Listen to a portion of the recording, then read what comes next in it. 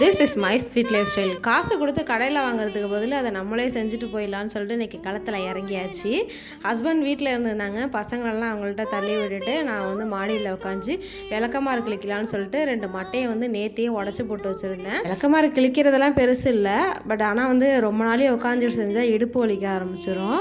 அதனாலே வந்து ரொம்ப நாளாக செய்வோமா வேணாமான்ட்டு யோசிச்சுட்டே இருந்தேன். இன்றைக்கி கண்டிப்பாக செஞ்சே ஆகணும்னு சொல்லிட்டு தான் மாடியில் ஏறி வந்து உட்காந்துட்டேன். கிட்டத்தட்ட ஒரு 2 மணி நேரமாக கிழிச்சிட்டு ஒரு விளக்கமாறு தேர்ந்துச்சு.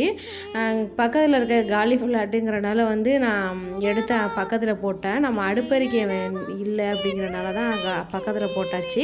ஆனால் இது அடுப்பறிக்கிறதுக்கு ஈஸியாக இருக்கும். ஃபுல்லாக எல்லாத்தையும் எடுத்து போட்டு மாடியும் க்ளீன் பண்ணி எடுத்து வச்சாச்சு. 2 நாள் போணுச்சுன்னா நல்லா காஞ்சிடும். அதுக்கப்புறம் எரிச்சிட வேண்டியதுதான். இன்றைக்கி இந்த வீடியோ தான் ஷேர் பண்ணியிருக்கேன். இந்த வீடியோ உங்களுக்கு பிடிச்சிருந்தா லைக் பண்ணுங்கள், ரொம்ப பிடிச்சா சப்ஸ்கிரைப் பண்ணிங்க. தேங்க்ஸ் ஃபார் வாட்சிங் அண்ட் கீப் சப்போர்ட்டிங் மீ.